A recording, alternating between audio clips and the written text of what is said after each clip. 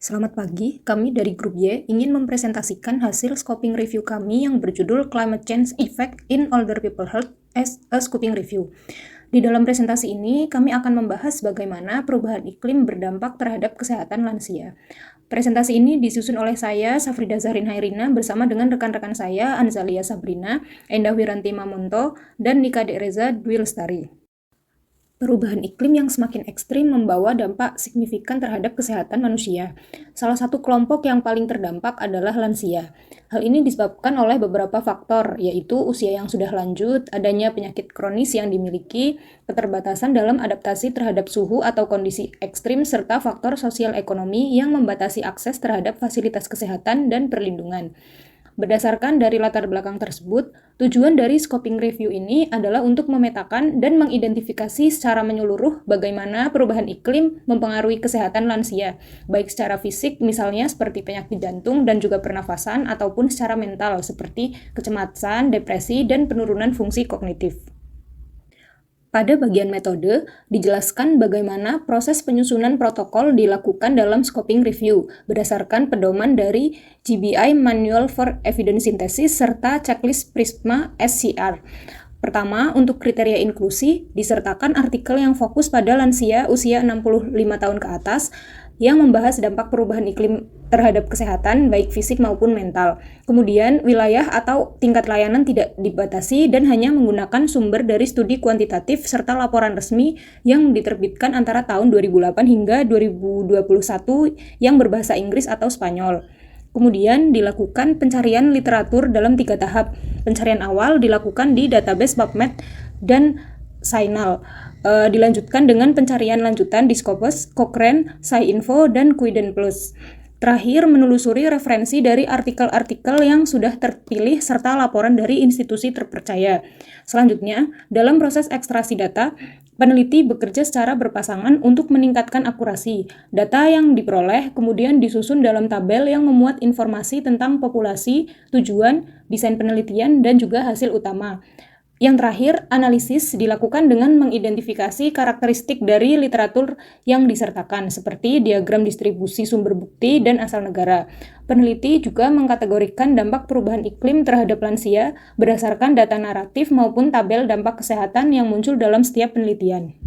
Hasil dari scoping review ini menunjukkan bahwa dalam proses identifikasi dilakukan sebanyak 176.526 artikel berhasil ditemukan dari 6 database, termasuk Scopus sebanyak 174.254, PubMed sebanyak 1.067, dan Sinol sebanyak 240, Cochrane sebanyak 12, dan PsychoInfo sebanyak 951, dan Quiden Plus sebanyak 2.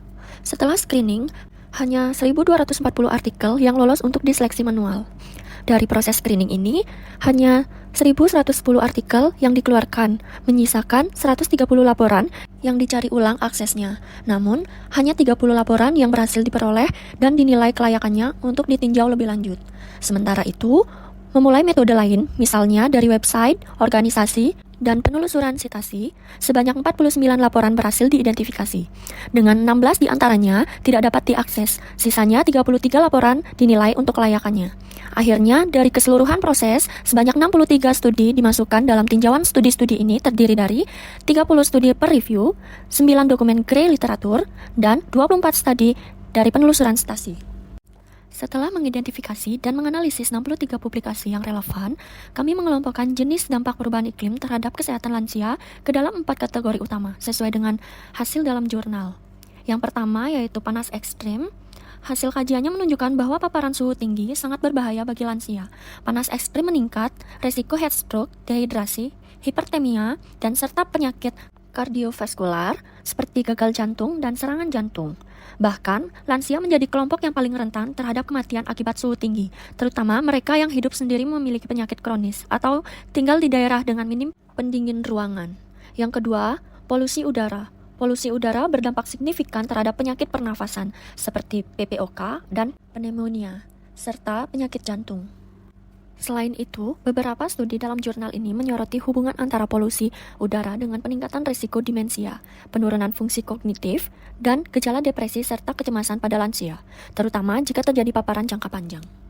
Yang ketiga, cuaca ekstrim atau bencana. Bencana alam seperti badai, banjir, dan kekeringan berdampak langsung pada cedera fisik, penyakit infeksi, dan gangguan psikologis seperti stres pasca trauma atau PTSD. Lansia yang terdampar bencana seringkali mengalami hambatan dalam akses pelayanan kesehatan dan menunjukkan peningkatan risiko kematian hingga beberapa bulan setelah kejadian.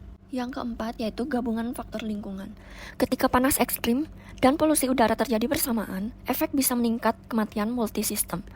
Lansia dengan penyakit kronis, obesitas, atau kondisi imunitas rendah beresiko lebih tinggi mengalami komplikasi sistematik, termasuk penyakit ginjal, jantung, dan infeksi saluran nafas.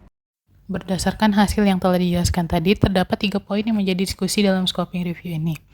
Yang pertama adalah kriteria kelompok rentan.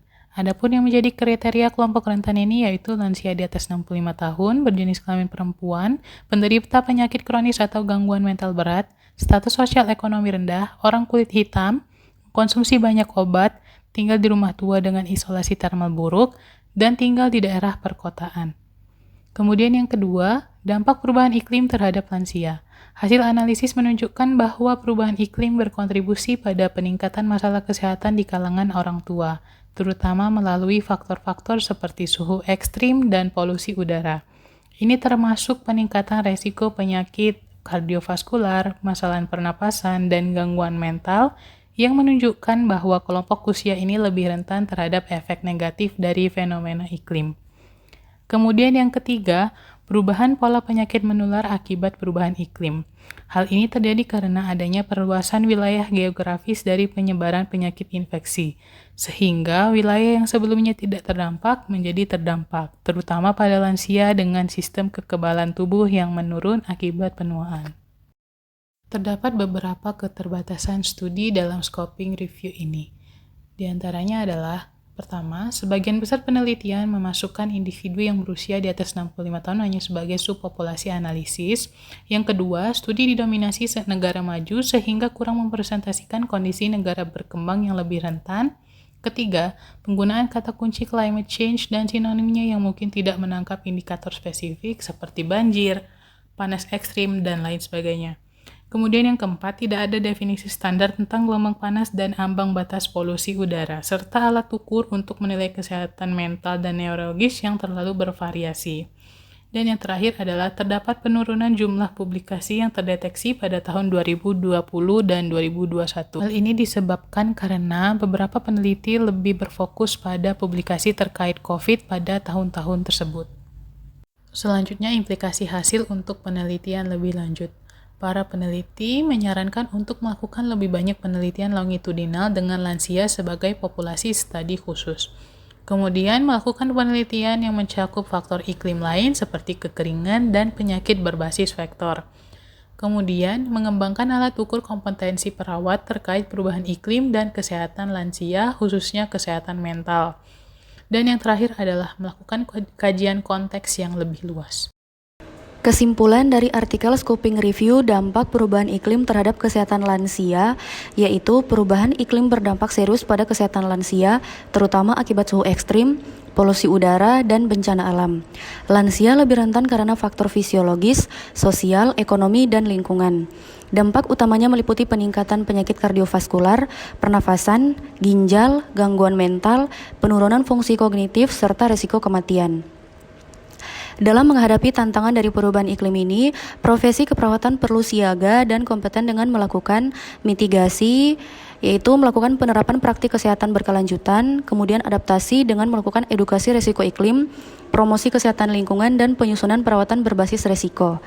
Diperlukan lebih banyak penelitian serupa khususnya di negara berkembang untuk memperkuat bukti ilmiah mengenai dampak perubahan iklim terhadap lansia serta untuk mengembangkan alat ukur kompetensi perawat dalam menangani isu ini secara tepat dan berdaya guna. Sekian pemaparan dari kelompok kami, lebih dan kurangnya kami mohon maaf. Terima kasih.